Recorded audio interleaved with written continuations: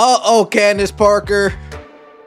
You've upset the Reese's Pieces and they're not happy about it. They're gonna be coming after you any second. Oh, they're already coming after you. Oh, snap. Oh, snap. Candace Parker asked to put certain players in a tier list. You have the S tier, you have the A tier, you have the B tier, and you have the C tier. And where Candace Parker put Angel Reese on this list and her explanation about it, it has upset a large number of the Reese's Pieces. Chicago is heating up as Candace Parker ranks Angel Reese in the C tier, sparking outrage from the Reese Hive, who see it as a personal slight. Kennedy Carter is live tweeting, fans are in meltdown mode, and the Sky locker room feels like it's one drama away from turning into a reality show. The debate rages on constructive criticism or an unnecessary personal attack. Either way, the stats, the receipts, and the truth are all about to take center. Who had comments on Angel Reese and it went viral? People were saying, oh, you're an Angel Reese hater. They asked me my opinion on player tiers, and my thing is then if you bring something to the argument, bring something else. Can she get to player A or player S or whatever? Yes, she can. Yeah. Right now, I don't know if she's alongside those players in B's, and you're measuring her against players that have been in the league for years. Right. And so I think that, you know, I've faced it on the men's side when people attack you for what you look like or who you are. That's usually not coming with a solid argument. It all began on what was meant to be a harmless streaming segment, a simple WNBA tier list. Candace Parker, a two-time champion and future Hall of Famer, ranked top players with little pushback at first. A'ja Wilson, Nafisa Collier, and Breanna Stewart in S tier. Caitlin Clark, Kelsey Plum, and Sabrina Ionescu in Paige Buchers and Araiko Gunboel in B. But things took a turn when she placed Angel Reese and rookie Cameron Brink outside the top tiers. Commenting, Reese is fantastic at her role. Offensive rebounding, but she's not a first or second option yet. 10 words later, the internet exploded, melting down faster than Chicago asphalt in August. Of WNBA players, I'm going to try. A'ja Wilson, reigning MVP, couple Defensive Player of the Year, 2 championships. If there was something higher than S, I would definitely put her up there. But Nafisa Collier is where it gets tricky. Caitlin Clark is at an A level. I think in time she's going to raise up to that S, but in order to put her at that level, you got to have a couple more years. Have an impact on the defensive end immediately. Then you got Angel Reese. I put her right at that C level. I think in terms of B and above, you have to be able to have the ability to carry a team, be a 1 or 2 option. I think Angel Reese is fantastic at her role, which is offensive rebounding. She showed and demonstrated so much growth in that first year. If you've never encountered the Reese Hive, imagine the BTS army armed with basketball gifs and a mission. Within minutes, the hashtag Candace Parker was trending, flooded with memes comparing Parker's career stats to Reese's rookie numbers. Think pieces followed, accusing Candace of everything from gatekeeping to tearing down black women. But the reason the backlash hit DEFCON 1 is simple. Angel Reese isn't just a player, she's a brand. With over 1 million followers, high-profile partnerships, viral TikTok charisma, and crowd-pulling appeal, questioning her game isn't just critiquates, seen as a threat to the entire hype machine that fuels livelihoods, algorithms, and ongoing storylines, asterisks. We always know she's a matchup nightmare. Oh. Beckers, I can't put her above. Oh, we put Arike in the B tier? Come on. Arike is like a D tier player. Arike is a shot chucker. She can barely shoot 35% from the field most games. But go on, Candace, but go on. Sabrina's and the KPs and the Caitlin Clark. Paige B tier. Put her at that B level. Right. Okay. The more Arike and her play together, All right. the better they're going to make one another. Cameron Brink, I think, is, you know, the unknown. So I put Cameron Brink on the C level. I think just. Meanwhile, former Skyguard Kennedy Carter added fuel to the fire, grabbing popcorn under a ring light and subtweeting the chaos with cryptic side-eye emojis. Her trolling turned a heated debate into full-blown theater, no longer just Parker versus Reese, but a clash of generations, vets versus rookies, hoopers versus influencers. It's the exact tension the WNBA both thrives on and dreads. Statistically, Angel Reese is averaging a double-double around 15 points and 11 rebounds through her first 40 games, but she's shooting just 46% from the field and under 60% from the line. She leads the league in offensive boards but sits near the bottom among forwards in true shooting percentage. In short, her motor is elite. Her touch is still developing. Context matters, but so does conversion asterisk. Angel Reese was back to doing Angel Reese things. blowing layups, getting her own rebounds. They've turned her into a point forward. She had 9 turnovers last night. I think her plus minus was minus 19. But all we keep hearing about, she now has 2 double-double streaks of more than 10 games or 10 games plus. She had one last year. Now she has one this year. She's the first WNBA player to ever do this. She got the brakes beaten off of her. And awful. If you watch the game, she was awful.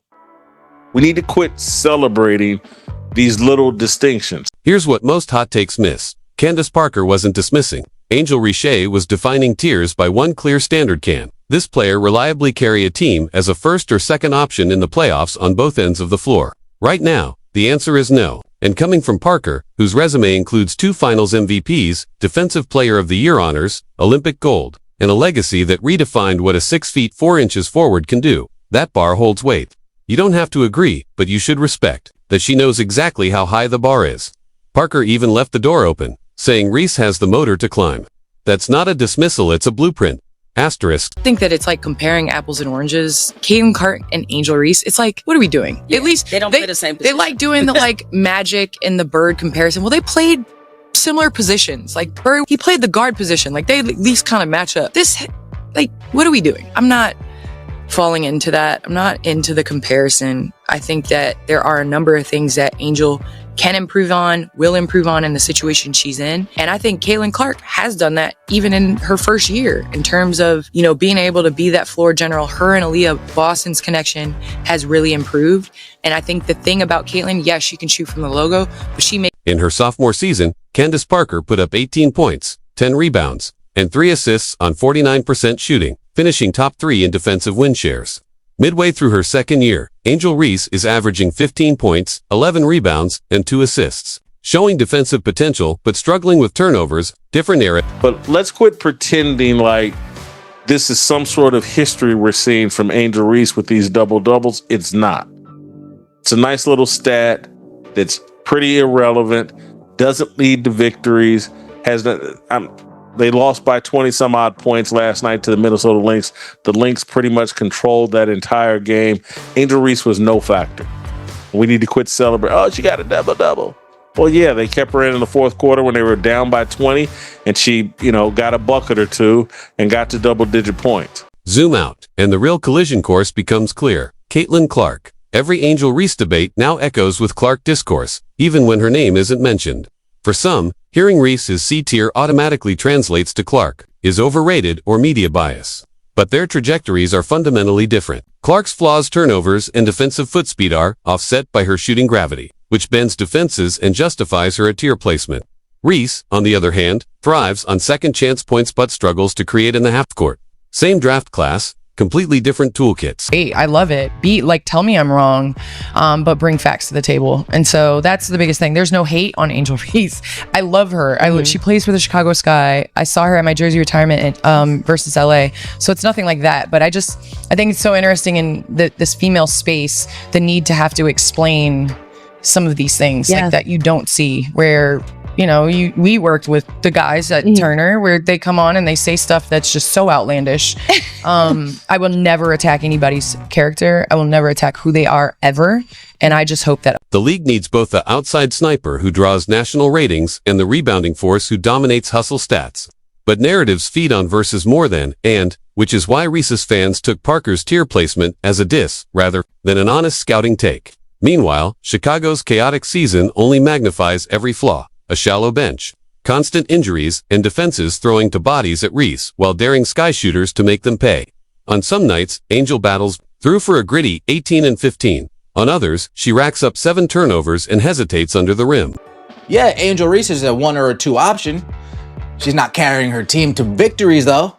She's not carrying her teams to W's, though. We're halfway through the season and the Chicago Sky are in single-digit wins. That's where Parker's words cut deepest. She didn't define Satir as average, but as a valuable role player on a playoff team. The message was clear. If Angel Reese wants to ascend to a tier status, she needs to develop a reliable go-to move, trust the kickout when doubled, and clean up the turnovers. These aren't flashy brand moves. They're gritty, necessary basketball improvements. Over her last 10 starts, Reese is averaging 4.8 turnovers, the second worst among high-usage forwards, and that jumps to 6.2 against top 5 defenses. Until her handle sharpens, I would put Angel Reese a tier higher than Candace Parker did, and I think she probably would too now, because it is, like, she's been on an absolute tear. The last, like, 8 or 9 games, she's been on an absolute tear, and if she can consistently keep that up, yeah, we put her into a super like different high conversation with some of the best players in the world. But another thing, the Yukon fans have turned on her. Apparently it's Yukon. Candace Parker isn't backing down, and honestly, she shouldn't. Critique from legends is how iron sharpens iron. Remember when Lisa Leslie told early career Parker to add finesse? Candace answered with a Defensive Player of the Year award.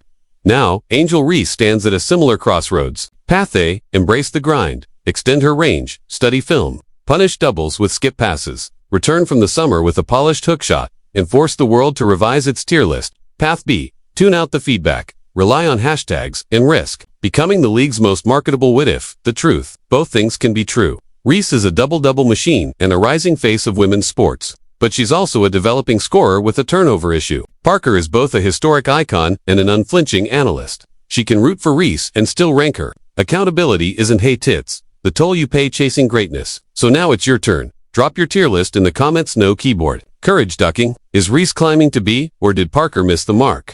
And while you're at it, hit that like button to let the algorithm know you value facts over fluff. Subscribe for weekly breakdowns that cut through the hot take noise.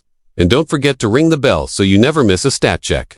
The box score never lies, but it never tells the whole story either. See you in the next video.